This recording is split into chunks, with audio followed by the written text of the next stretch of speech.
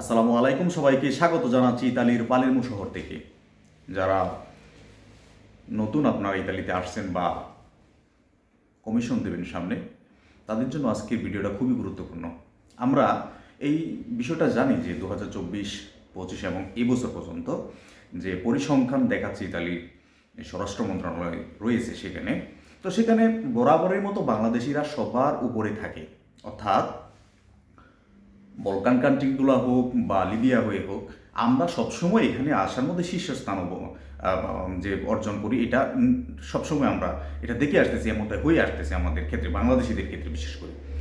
তো এখানে আসার পর ম্যাক্সিমাম মানুষরাই, আমরা যেটা আমি এই উপলব্ধি করলাম গত 2 বছর ধরে, যে 80% মানুষই এই ব্যাপারটা জানে না যে কমিশন বা আশ্রয় আবেদন ব্যাপারটা আসলে কি। দেখেন, আশ্রয় আবেদনটা শুধুমাত্র ইতালিতে আপনি করতে পারবেন ব্যাপারটা আদৌ এমন না।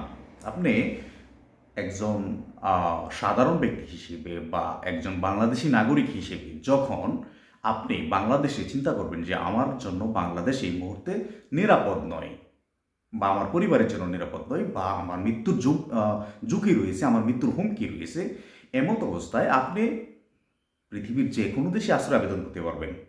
সেটা শুধুমাত্র যে ইতালিতে আশ্রয় আবেদন করবেন ব্যাপারটা এমন না। তো ব্যাপারটা আসলে কি দাঁড়াচ্ছে, যখন আপনি ইতালিতে আসবেন, ইতালিতে আসার পর আশ্রয় আবেদন করবেন, অবশ্যই আপনি কি বললেন না বললেন সেটা ডাজেন্ট ম্যাটার। তারা যেটা চিন্তা করবে সেটা হচ্ছে আশ্রয় আবেদনের একটা আন্তর্জাতিক আইন রয়েছে, যে আইনের মানদণ্ডে আপনাকে তারা বিবেচনা করবে।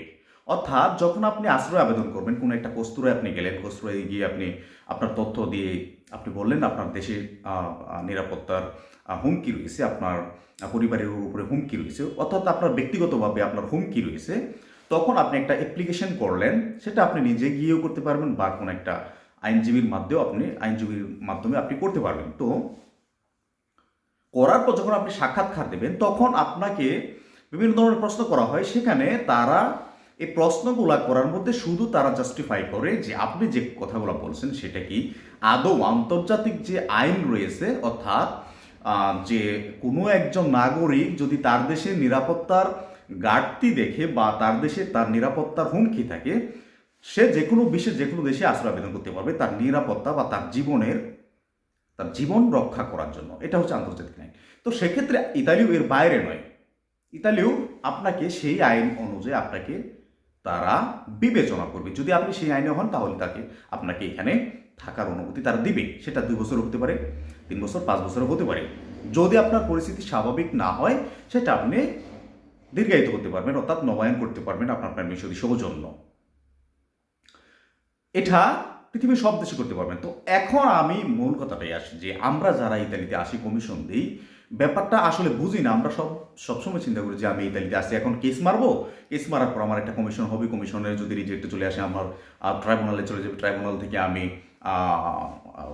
আমার যে এখানে থাকার অনুমতি সেটা আমি নিয়ে আসবো। ব্যাপারটা এরকম ঘটে সেটা ঠিক, কিন্তু এই প্রসেসিং সম্পর্কে আমাদের না জানার কারণে বিভিন্ন জায়গায় আমাদের বিভিন্নভাবে সমস্যার সম্মুখীন হতে হয়।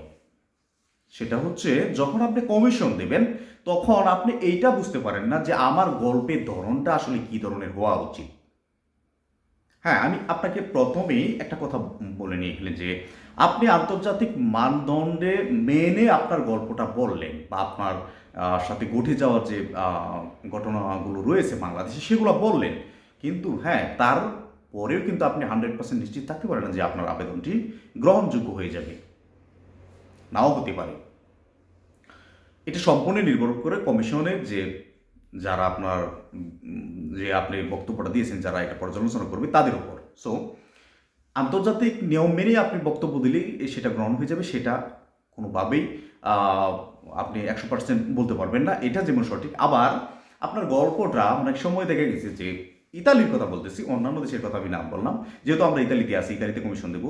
সো ইতালির কথা বলতেছি, ইতালিতে যখন আপনি কমিশন দেবেন, তখন ইতালি যেহেতু তারা শুধু খালি আন্তর্জাতিক আইনের যে ব্যাপারটা সেটাই হিসেব করে না, তারা এখানে যেহেতু শ্রমিকের ঘাটতি রয়েছে, অর্থাৎ এদেশে যেহেতু শ্রমিকের ঘাটতি রয়েছে, কাজের লোকের তাদের প্রয়োজন, আর এই দেশটা যেহেতু মোটামুটি ভালোই নির্ভর করে প্রবাসী বা অন্যান্য বিদেশিদের ওপর, বিশেষ করে কৃষি সেক্টর এবং নির্মাণ সেক্টর, তারপরে আপনার বিভিন্ন রেস্টুরেন্ট বা বারের যে সেক্টরগুলো আছে সেগুলোতেও ভালো অবদান রাখে বিদেশিরা। সো তারা এই চিন্তা করে যে যেহেতু ও চলেই আসছে এখানে, সো আমরা বিশেষ প্রোটেকশন হিসেবে তাকে এখানে থাকার অনুমতিটা দিয়ে দিই।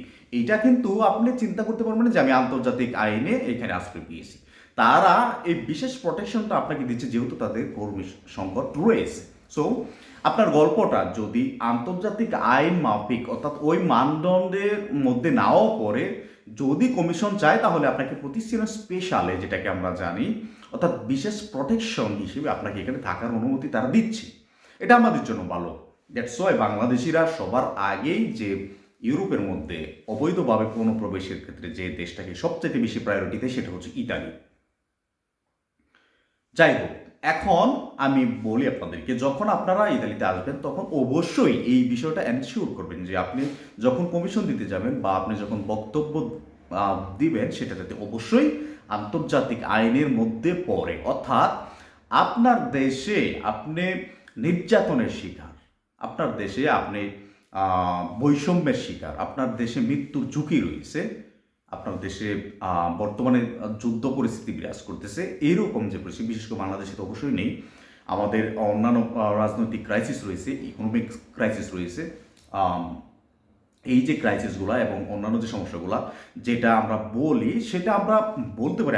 আমি আপনাদেরকে এই বিষয়টা বলতেছি না যে আপনারা অবশ্যই কমিশনে এই বিষয়গুলো বলবেন না, তবে হ্যাঁ অবশ্যই আপনি এই চিন্তাটা মাথার মধ্যে রাখবেন যাতে আপনার গল্পটা বা আপনার বলার যে কথাগুলো সেটা যেন আন্তর্জাতিক আইনের ভিতরে পড়ে বা আন্তর্জাতিক মানদণ্ডে পড়ে। তাহলে অবশ্যই আপনাকে যদি এখান থেকে নেগেটিভ রেজাল্টও দেয়, পরবর্তী সময়ে যখন আপনি এই রেজাল্টের এগেনস্টে আপনি আপিল করবেন কোর্টে, তখন তারা বিবেচনা করবে যে না, তার যেহেতু সমস্যা রয়েছে তাকে এখানে থাকার অনুমতি দেয়া যায়।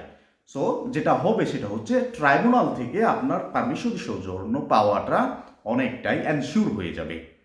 আর এর ভেতর যদি আপনি কাজ করতে পারেন, এখানে কাজের যদি আপনার কন্ট্রাক্ট থাকে, আপনার মুস্তাবাগা থাকে, যেটাকে বেতন স্লিপ বা আমরা যে ব্যাংকে ট্রান্সফার করি সেই ডকুমেন্টসগুলো যদি আপনার সঠিকভাবেই থাকে, অনেকে অনেক কথা বলে, বিভিন্ন কন্টেন্ট ক্রিয়েটার আপনার দেখতে পাবেন এখানে সামাজিক কাজ, ড্রাইভিং লাইসেন্স, বাসা সার্টিফিকেট, ডিপ্লোমা, এতগুলো করা এই মুহূর্তে আপনারা যারা ইতালিতে আসছেন এতগুলা প্রসেসিং বা এতগুলা ডকুমেন্টস, এত অ্যাক্টিভিটিস তৈরি করা এই মুহূর্তে আমাদের জন্য বা নতুন যারা আসছে তাদের জন্য সম্ভব নয়। কারণ এখন ইতালি গভর্নমেন্ট বাংলাদেশকে যেহেতু নিরাপদ দেশ তারা ঘোষণা করছে, সেই জায়গা থেকে এখন প্রসিডিউরাদি আসেলারাতা, যেটাকে বলে ত্বরিত পদ্ধতির মাধ্যমে আপনার যে অ্যাপ্লিকেশনটা রয়েছে সেটা তারা বিবেচনা করতেছে, অর্থাৎ দ্রুত সময়ের ভিতরে আপনার রেজাল্টটা তারা দিয়ে দিচ্ছে। সো এতগুলো অ্যাক্টিভিটিস আপনি করতে পারবেন না। এইটা আমি কেন বলতেছি, ট্রাইব্যুনালের ক্ষেত্রেও সেটাই করছে।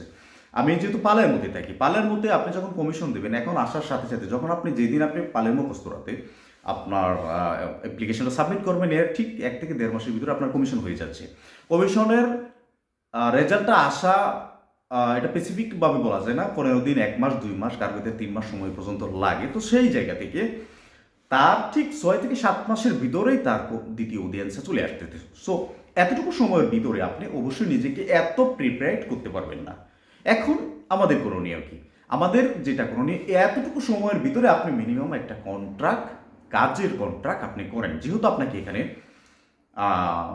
কাজের অনুমতি দেয়া রয়েছে, বিশেষ করে আমরা ইউরোপের বেশ কিছু দেশে দেখি যে আপনি আশ্রয় আবেদন করতে পারবেন কিন্তু কাজ করতে পারবেন না, বাট ইতালিতে আশ্রয় আবেদন করার সাথে সাথে আপনাকে কাজের অনুমতি তারা দিয়ে দিচ্ছে। সো কাজ খুঁজেন, কাজ করে একটা কন্ট্রাক্ট অন্তত পক্ষে আপনার যে লয়ার রয়েছে, আপনার যে আইনজীবী রয়েছে তাদেরকে দিন, এবং আশা করি এটার উপরে ডিপেন্ড করে আপনাকে পারমিশন সৌজন্য যেটা রয়েছে সেটা তারা কোর্ট থেকে এনে দিতে পারবে। তো এটা আমরা চিন্তা করি, বাট আমি আপনাদেরকে এই বিষয়টা এনশিওর করার জন্য আজকে এই কথাগুলো বললাম যে যখন আপনারা ইতালিতে আসবেন, ইতালিতে আসার পরে আপনারা কেস মারবেন বা আশ্রয় আবেদন করবেন, যেটাই বলি না কেন, আপনি অবশ্যই এই থিঙ্কিংটা আপনার মাথার মধ্যে রাখবেন যে যেহেতু আমি এখানে আশ্রয় আবেদন করছি আন্তর্জাতিক যে নিরাপত্তার ব্যাপারে সেটাই, অর্থাৎ প্রতিসিয়ানো ইন্টারন্যাশনালে আপনারা এই ব্যাপারটা জানেন অনেকেই, বা অনেকে আমরা জানি না, এখানে যে অ্যাপ্লিকেশনটা আপনার করেন ইন্টারন্যাশনাল প্রোটেকশন, অর্থাৎ আন্তর্জাতিক নিরাপত্তার জন্য আপনি এখানে আশ্রয় আবেদন করেছেন।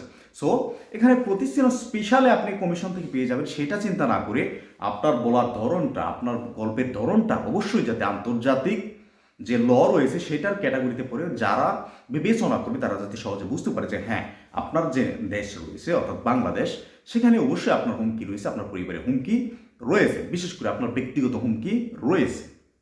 এটা যদি এনশিওর করতে পারেন, আশা করি আপনার প্রথম কমিশন থেকে পজিটিভ চলে আসবে। আর যদি না হয়, আপনার যে নেগেটিভের ধরন, অর্থাৎ যে 7 দিনের যে নেগেটিভটা দেয় বেশিরভাগই প্রায় 98% মানুষের সেটা হয়, এবং 2% বা 1% বা 1.5% মানুষের মতো প্রসিডিউরা দি অর্ডিনারিয়া যেটা সাধারণ পদ্ধতিতে বিবেচিত সেটা হয়। সো আমি মনে করি যখন আপনি সঠিকভাবে গুছিয়ে আপনার যে সমস্যাটা বাংলাদেশে রয়েছে সেটা বলতে পারবেন, আপনার সেটা সাধারণ পদ্ধতিতে বিবেচিত হবে এবং আপনি যে কোনো একটা কাজের কন্ট্রাক্ট, আপনার বাসা সার্টিফিকেট ডাজেন্ট ম্যাটার, আপনার পাতান্তের কোনো প্রয়োজন নেই, আপনার এখানে ডিপ্লোমা করার প্রয়োজন, আপনার সামাজিক কাজের দরকার, আপনি জাস্ট একটা কাজের কন্ট্রাক্ট দেবেন। আশা করি আপনার ওই সাধারণ পদ্ধতিতে বিবেচিত হওয়ার যে রেজাল্টটা রয়েছে সেটা ট্রাইব্যুনাল থেকে খুব সহজেই আপনি এখানে থাকার অনুমতিটা, অর্থাৎ প্রতিষ্ঠানের স্পেশালে বেশিরভাগ আমি যেটা দেখতেছি আর কি, বিশেষ প্রোটেকশনে আপনাকে এখানে থাকার অনুমতি দিচ্ছে। এবং এটা যদি আপনার গুরুতর হয় যে আপনি কমিশনে যে কথাগুলো বলছেন সেটা অবশ্যই গুরুতর, তাহলে কিন্তু আপনি কোর্ট থেকেও যেটা কমিশন রিজেক্ট করে দিয়েছে সেটা কোর্টে বহাল রেখে আপনাকে প্রতিষ্ঠান ইন্টারন্যাশনাল থেকে অর্থাৎ আন্তর্জাতিক যে আইন রয়েছে, আন্তর্জাতিক নিরাপত্তার যে পারমিশন রয়েছে, অর্থাৎ ইন্টারন্যাশনাল প্রোটেকশনের অধীনেই কিন্তু আপনি পারমিশন দেশের জন্য পাবেন।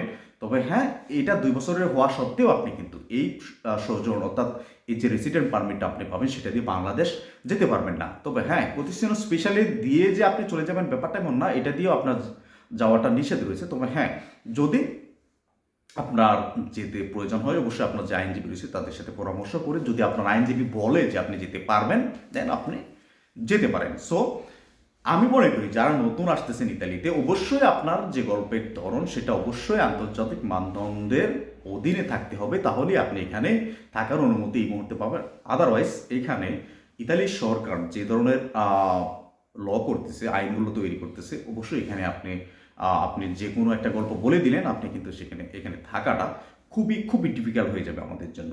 যাই হোক, কমিশন সংক্রান্ত অনেকগুলো ভিডিও আমার চ্যানেল রয়েছে, চাইলে আপনারা দেখতে পারেন। আর নতুন যদি কোনো পরামর্শ থাকে অবশ্যই আমার কমেন্টস করবেন। আর যদি কোনো আপডেট আসে অবশ্যই আপনাদের সাথে শেয়ার করব। ততক্ষণ পর্যন্ত ভালো থাকবেন সবাই। ধন্যবাদ সবাইকে।